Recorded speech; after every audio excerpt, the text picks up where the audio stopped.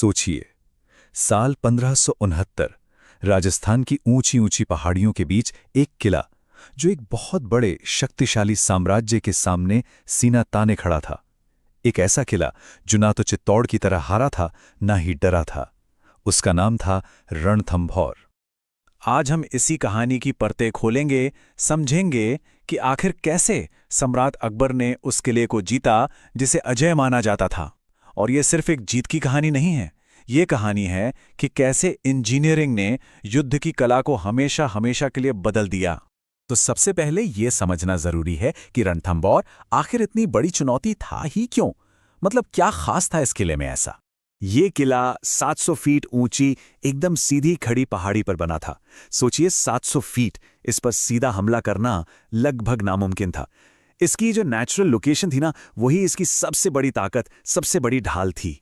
देखिए, ये सिर्फ एक किला नहीं था, ये हाड़ा चौहान राजपूतों के गौरव का प्रतीक था, उनका दिल था, और स्ट्रैटेजिकली भी बहुत जरूरी था।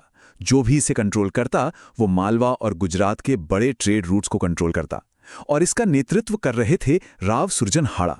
तो सीधी सी बात थी, जब तक रणथंभौर आजाद था, राजस्थान पर मुगलों का पूरा कब्जा नामुमकिन था। तो ये तो हुई किले की बात। अब बात करते हैं उस ताकत की जो इस अचल किले को झुकाने पर आमादा थी, और वो थे मुगल सम्राट अकबर। अकबर अभी 1568 में चित्तौड़गढ़ जीत चुके थे, और वो अच्छी तरह जानते थे कि अगर अपने साम्राज्य को पूरी तरह से मजबूत करना है तो अगला नंबर रणथंभौर का ही है। राजस्थान पर पूरा कंट्रोल और राजपूतों के विरोध को खत्म करने के लिए रणथंभौर का गिरना बहुत बहुत जरूरी था। अब जरा दोनों सेनाओं की ताकत का अंदाजा लगाइए। फर्क जमीन आसमान का था। एक तरफ मुगलों की विशाल सेना, करीब 40 से 50 हजार सैनिक, भारी तोपें और सबसे बढ़कर सीज इंजीनियर्स, और दूसरी तरफ राजपूतों के 10-15 हजार योद्धा और किले का वो मजबूत अभेद्य कवच। सेना में इतना बड़ा फासला होने के बावजूद रक्षकों के हौसले बुलंद थे। राव सुरजन के नेतृत्व में उन्होंने कसम खाई थी कि जब तक एक भी सांस चलेगी, रणथंभौर नहीं झुकेगा। लेकिन अकबर भी ये बात समझ चुके थे कि ये किला सिर्फ बाहुबल से, ब्रूट फोर्स से नहीं जीता जा सकता। यहां कुछ अलग करना होगा, और इसीलिए उन्होंने एक ऐसी रणनीति अपनाई जो जमाने के लिए कह सकते हैं बिल्कुल रेवोल्यूशनरी थी। ताकत की जगह दिमाग और मिलिट्री इंजीनियरिंग का इस्तेमाल।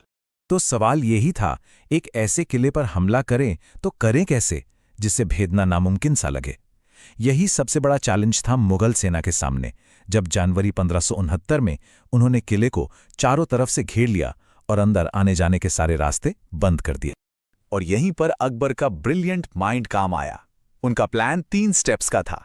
पहला, घेराव, मतलब किले को पूरी तरह से घेर लो ताकि अंदर खाने पीने का सामान खत्म हो जाए। दूसरा, निर्माण। ये सबसे अनोखा था।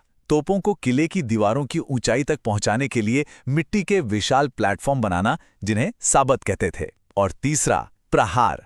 एक बार तोपें ऊपर पहुंच गईं तो फिर किले की दीवारों पर जबरदस्त पुंबारी करना। मतलब प्लान दीवारों को तोड़ने का नहीं, बल्कि दीवारों के ऊपर जाने का था।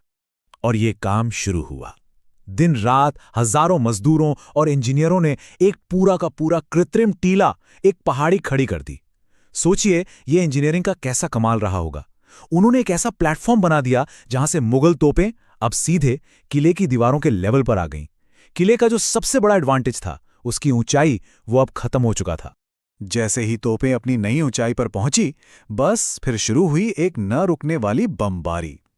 रणथंभौर की वो मजबूत दीवारें जो सदियों से हर हमला झेलती आई थी, अब लगातार हो रहे इस प्रहार से कांपने लगीं और धीरे धीरे कमजोर पड़ने लगीं। तो अंदर राशन खत्म हो रहा था और बाहर से तोपों की बमबारी रुक नहीं रही थी। इस डबल अटैक ने घेराबंदी को उसके अंजाम तक पहुंचा दिया। ये सब कुछ बहुत तेजी से हुआ। जनवरी 1569 में घेरा डाला गया। फरवरी का पूरा महीना जबरदस्त बमबारी और इन टीलों के निर्माण में गुजरा, जिससे रक्षकों के हौसले पस्त होने लगे। और मार्च आते आते किले पर दबाव इतना बढ़ चुका था कि अब एक फैसला लेना ही था। और फिर वो हुआ जिसका डर था। मुगल तोपों ने किले के एक बहुत जरूरी दरवाजे को तोड़ दिया। अब राव सुरजन के सामने 2 ही रास्ते थे, या तो एक आखिरी खूनी लड़ाई लड़ें जिसमें सबकी मौत तय थी, या फिर बातचीत का रास्ता चुनें।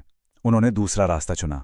रणथंभौर का मुगल साम्राज्य में शामिल होना सिर्फ एक सैन्य जीत नहीं थी, ये अकबर की कूटनीति की भी जीत थी। उनकी नीति हारे हुए राजपूत राजाओं को खत्म करने की नहीं, बल्कि उन्हें सम्मान देकर अपने साथ जोड़ने की थी। और यही हुआ। इस एक जीत ने राजस्थान पर मुगल कंट्रोल को पक्का कर दिया और राजपूत मुगलों रिश्तों में एक नए दौर की शुरुआत की। इसने आने वाली कई पीढ़ियों के लिए पूरे इलाके का राजनीतिक नक्शा ही बदल दिया। तो आखिर में रणथंभौर गिरा, लेकिन राजपूतों की वीरता नहीं। इतिहास ने बस ये देखा कि कैसे एक और मजबूत किला समय की बदलती चाल और नई तकनीक के आगे झुक गया। ये कहानी है सामरिक प्रतिभा की, जहां तकनीक और रणनीति ने पारंपरिक हिम्मत और बहादुरी पर जीत हासिल की। रणथंभौर का पतन एक सवाल छोड़ जाता है, एक ऐसा सवाल जो आज भी उतना ही रिलेवेंट है कि आखिर युद्ध में वीरता कहां खत्म होती है और रणनीति कहां